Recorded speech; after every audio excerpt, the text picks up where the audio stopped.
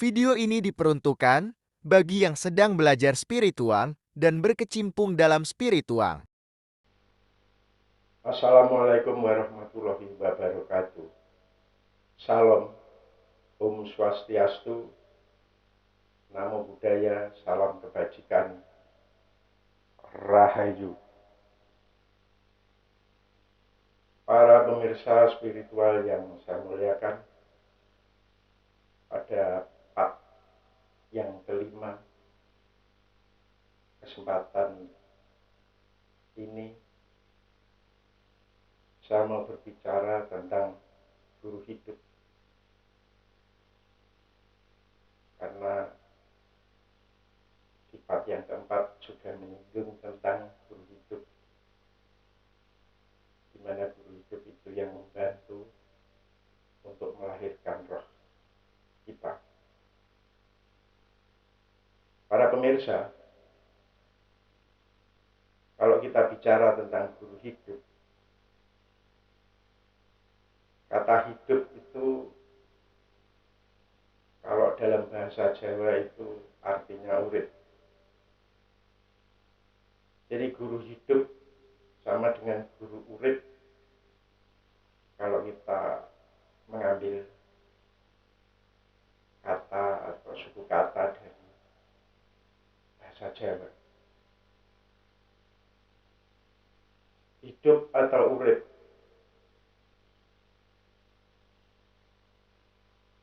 itu ada di dalam diri semua manusia. Pada saat hidup atau urip itu meninggalkan kita, maka kita akan meninggal. Sehingga raga ini sudah tidak bisa digunakan lagi. Sehingga jasad ini akhirnya menjadi jasad raga ini. Para pemirsa, hidup atau urip itu kalau kita tadi melihat penjelasan saya tadi bahwa pada saat hidup atau urip itu meninggalkan kita, maka kita mati. Artinya bahwa yang namanya hidup atau urip itu adalah roh. Kalau kita bicara roh, itu berarti spirit. Jadi guru hidup itu berhubungan dengan roh kita.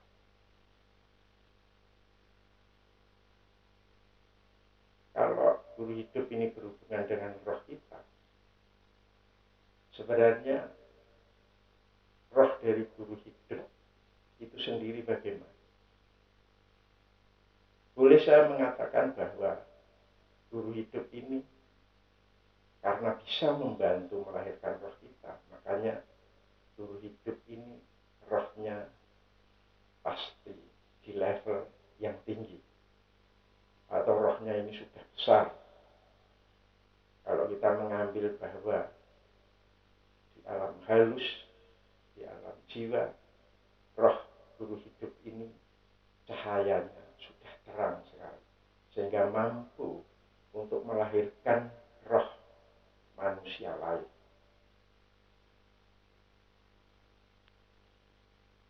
Para pemirsa, kalau kita bicara masalah guru hidup, sebenarnya guru hidup ini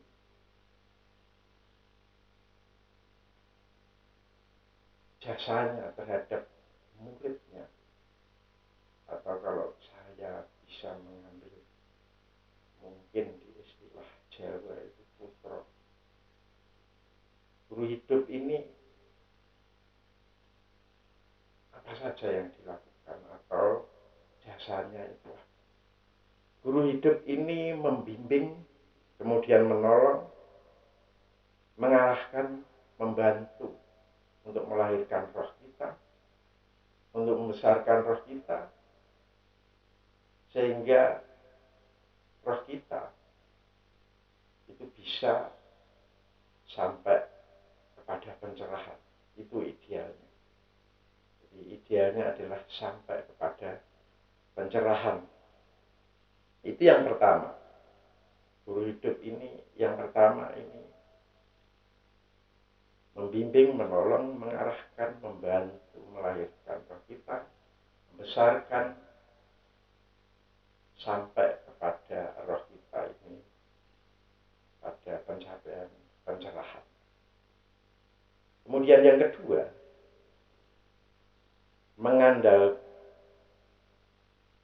yang kedua adalah bahwa guru hidup ini akan membimbing kita supaya kita ini di dalam hidup, di dalam menjalankan kehidupan ini, kita ini bisa mengandalkan roh kita. Maksudnya gimana? Kalau di dalam kalau kita mengambil terminologi Jawa, itu ada kalimat yang berbunyi karping rasa. Karping rasa itu apa? Di dalam, kalau kita terjemahkan ke bahasa Indonesia, karping rasa itu adalah kehendak dari rasa. Artinya apa? Kalau kita bicara bahwa kita harus menjalani kehidupan ini dengan mengandalkan roh, bahwa kita setiap hari, setiap saat supaya mengandalkan rasa, mengandalkan kehendak rasa, bukan rasa ningkar. Jadi kalau dalam bahasa Jawa kita harus menjalankan kehidupan ini dengan selalu mengandalkan karping rasa, kehendak dari rasa, bukan rasa ningkar, bukan dari rasanya keinginan. Jadi itu berbeda. Kalau yang namanya karping rasa, rasa ini sumbernya dari batin. Karena kita bicara masalah batin, maka sumbernya dari roh suci. Sedangkan kalau kita bicara masalah kehendak dari keinginan, maka ini yang bicara adalah nafsu, yang bicara adalah panca indera raga, bukan dari batin. Saya ambil contoh misalnya suatu saat kita ini bicara masalah rasa. Ini biasanya kalau orang Jawa mengatakan nyut. Jadi suatu saat kita ini merasa tiba-tiba nyut, ada sesuatu di dalam batin kita, menyuruh kita ini harus bagaimana. Contohnya begini, suatu saat tiba-tiba kita ini dalam batin kita ini nyut, seakan-akan kita ini disuruh, kita harus menjalankan laku prihatin, menjalankan puasa. Nah itu, dengan tiba-tiba nyut, rasa ini muncul, rasa sir dari dalam hati ini muncul. Ini adalah sirnya Allah lewat roh, lewat yang roh suci, kemudian resonansi kepada batin kita, sehingga kita sebenarnya disuruh untuk menjalankan laku prihatin yang namanya puasa. Tapi pikiran kita kadang membantah dengan rasa ini, dengan rasa yang sumbernya dari batin, dengan sir dari Allah ini. Aduh, Kalau saya puasa, sedangkan saya ini punya penyakit mah, wah nanti kalau kambuh ini saya bisa ke rumah sakit ini. Padahal saya dulu pernah punya sakit asam lambung yang akut. Nah, ini adalah pikiran. Ini adalah keinginan dari raga yang membuat raga ini enak, yang membuat raga ini tidak terkosong, tidak sengsara. Nah, ini bedanya. Jadi saya berharap dari penjelasan saya ini pemirsa spiritual bisa membedakan. Nyut yang pertama, sir yang pertama, ini biasanya dari Allah, dari batin, dari dalam. Ini yang benar. Tapi setelah yang kedua, ini biasanya adalah pikiran raga kita, di mana pikiran raga kita ini membantah untuk meremake, bahasa Jawanya meremake. Meremake itu apa? Bahasa Indonesianya ya. Ya intinya meremake supaya kita ini tidak sengsara, supaya kita ini enak, supaya kita ini nyaman. Itu. Nah, itu namanya keinginan dari pikiran kita yang sebenarnya membantah dari sirnya Allah, dari suara batin. Kenapa kita harus bicara masalah bahwa guru ini juga membimbing kita supaya kita ini hidup dalam roh atau hidup menurut karping rasa kalau dalam bahasa Jawa.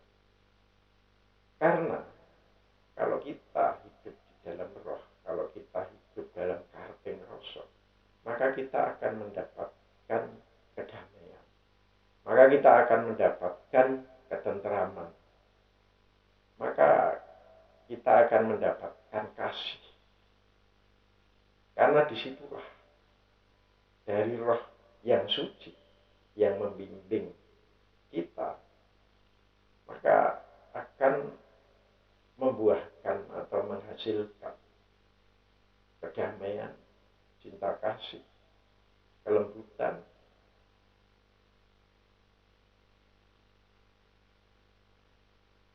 dan lain-lain.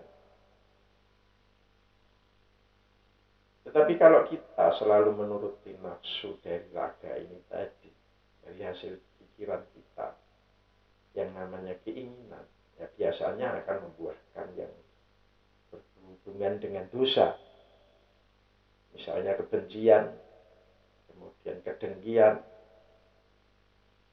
gesekan, perang, pertengkaran, itu.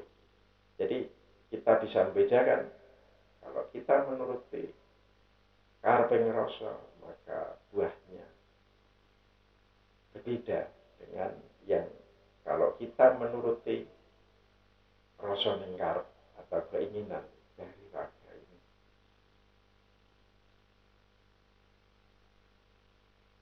Para pemirsa spiritual, biasanya guru hidup ini setelah membantu kita supaya roh kita ini lahir, guru hidup ini akan memberi komunikasi ke Tuhan, mengajarkan bagaimana cara komunikasi ke Tuhan, tetapi dengan catatan komunikasi ke Tuhan yang diberikan oleh guru hidup ini adalah punya power atau punya kekuatan. Jadi ini harus digarisbawahi. Poinnya di situ bahwa komunikasi ke Tuhan yang diberikan oleh guru hidup ini harus punya power atau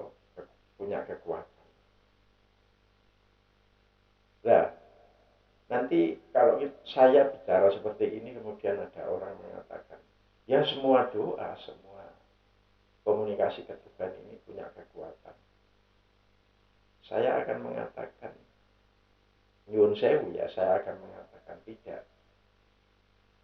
Guru hidup ini mampu memberikan komunikasi ke Tuhan yang ada powernya. Ini karena hasil dari waktu beliau ini menjalankan laku, sehingga beliau ini menerima wahyu. Dan wahyu ini wujudnya apa? Komunikasi ke Tuhan yang ada powernya, yang ada kekuatannya. Dan ini tidak bisa disamakan dengan komunikasi yang lain. Atau mungkin kalau boleh saya katakan, istilah zaman dulu ini adalah Jopo Montro. Tetapi Jopo Montro saat ini kalau kita mendengar kata Jopo Montro ini, kesannya itu menjadi negatif. Padahal sebenarnya tidak. Harusnya ya. Harusnya adalah positif. Seperti yang saya katakan tadi, harusnya itu adalah komunikasi ke Tuhan yang ada powernya. Saya mengatakan komunikasi ke Tuhan ada powernya, apakah bisa dibuktikan? Komunikasi ke Tuhan yang ada powernya bisa. Di nanti yang akan datang mungkin saya akan bicara tentang yang namanya wahyu, hubungannya dengan komunikasi ke Tuhan yang ada powernya. Saya tidak mau bicara di part ini, cuma saya mau mengatakan bahwa guru hidup biasanya memberikan setelah membantu melahirkan roh kita, kemudian memberikan atau mengajarkan komunikasi ke Tuhan yang ada powernya. Apa yang menjadi manfaat dari komunikasi ke Tuhan yang ada powernya?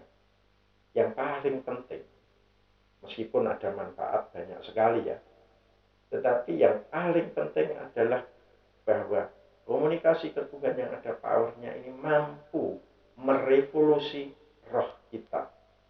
Jadi bukan mengevolusi ya, tapi merevolusi roh kita, sehingga roh kita ini bisa cepat besar, bisa cepat levelnya bisa cepat naik terus. Ini sehingga kalau dilihat secara batin, roh kita ini akan bercahaya semakin terang, semakin terang. Ini salah satu manfaat yang paling penting dari komunikasi ke Tuhan yang ada powernya itu adalah merevolusi roh kita. Kemudian kembali lagi ke guru hidup. Kalau kita bicara guru hidup, ini nyun sewu, di India itu kalau disuruh memilih, apakah kamu memilih guru hidup atau Tuhan? Di India akan memilih guru hidup dibandingkan Tuhan. Kalau ada orang mendengar seperti ini, kemudian akan mengatakan, masa antara Tuhan dan guru hidup orang memilih guru hidup, nggak memilih Tuhan? Ini namanya menyepelekan Tuhan. Bukan seperti itu. Penjelasannya dan logikanya nggak seperti itu. Kenapa orang India ini memilih guru hidup dibandingkan Tuhan? Kalau kita ini memilih, penjelasannya ya, ini penjelasannya. Kalau kita ini memilih Tuhan, kita akan pencarian sendiri. Seperti yang saya jelaskan tentang bagaimana melahirkan roh dengan perjuangan sendiri. Orang ini akan berjuang sendiri, kemudian menjalankan laku prihatin, kemudian laku tingkah laku, menjalankan ajaran yang diajarkan oleh Tuhan, kemudian habis itu juga laku prihatin di alam. Tapi belum tentu ketemu bagaimana caranya yang paling baik. Bagaimana caranya melahirkan roh? Bahkan banyak sekali pada saat di alam karena kelaparan orang itu meninggal. Atau di alam malah akhirnya bukan bersentuhan dengan hal yang sifatnya ketuhanan, tetapi malah mereka bersekutu dengan makhluk halus karena waktu menjalankan laku menarik makhluk halus untuk menggoda, kemudian orang itu tergoda, kemudian akhirnya bersekutu dengan makhluk halus. Apakah bisa? Di mana tujuannya untuk laku bertuhan kemudian bersekutu dengan akhirnya endingnya malah bersekutu dengan makhluk halus? Bisa. Kenapa? Karena pada saat orang itu menjalankan laku di alam, dia belum punya power, dia belum punya kekuatan, karena rohnya belum lahir. Jadi harus waspada, orang itu mau menjalankan laku di alam, yang paling baik idealnya orang itu harus punya power dulu. Sehingga makhluk halus tidak berani untuk datang, kemudian berani untuk seakan-akan dia itu utusan dari Tuhan, kemudian mengganggu kita, sehingga kita bersekutu dengan mereka. Kita harus punya power. Itu yang poin yang paling yang penting. Kembali lagi, ini tadi antara guru dengan Tuhan. Kenapa orang ini memilih guru hidup? Ya itu tadi. Pada saat berjuang sendiri belum tentu sampai orang itu meninggal ketemu bagaimana cara bertuhan dengan baik, bagaimana melahirkan roh, sampai orang itu laku, badannya kurus, kemudian sampai laku bungon, laku melek, matanya sampai bendul, sampai sembab, tetapi kemudian perutnya sampai mepet ke tulang belakang, tapi nggak ketemu. Nah itu permasalahannya di situ. Kalau orang itu misalnya memilih Tuhan belum tentu ketemu. Tapi kalau orang itu memilih guru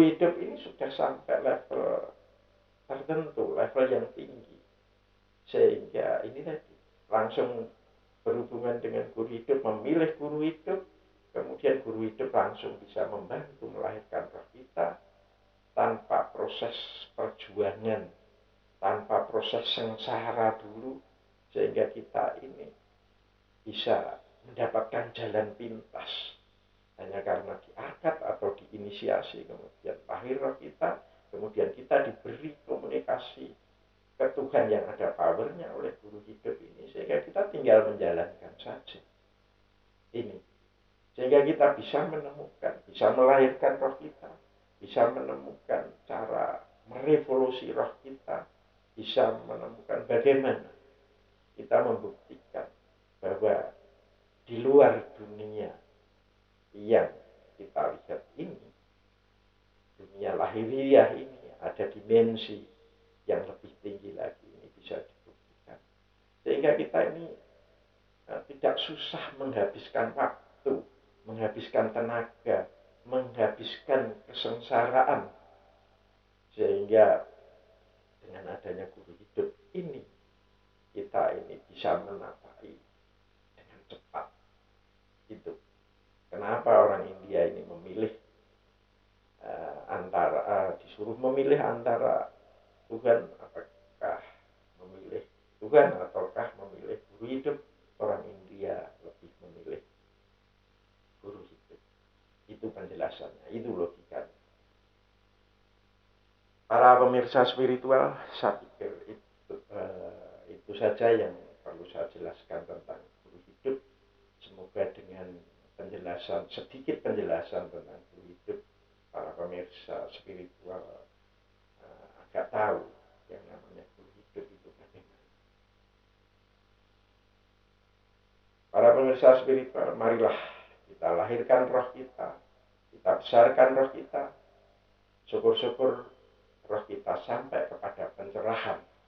Sebab Besok yang pulang ke Tuhan adalah roh kita, bukan raga kita. Wassalamualaikum warahmatullahi wabarakatuh. Salam, Om Swastiastu, Namo Buddhaya, salam kebajikan, Rahayu.